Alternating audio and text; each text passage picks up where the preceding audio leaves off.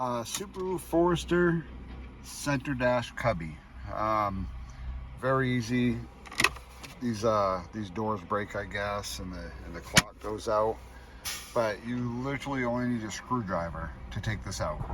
I'll show you how. So you don't want to pry up here, because up here there is two like slide tabs, so to speak, that kind of connect to the door. So what you want to do is there's a clip right here, and there's a clip right here, and you want to just stick the screwdriver down in, because this is soft. That's soft. Just be careful.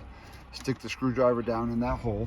That slot right there, and just pry up, and then you can see the clip. Right, there's one clip, and there's another clip, and then you just pop out,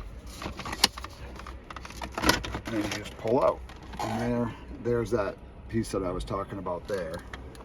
Slides up into that. Your tabs slide down into those slots, and then you just have a connector right here. Pull that connector for the clock, and there you have it.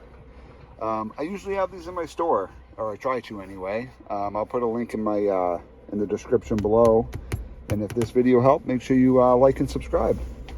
Have a great day.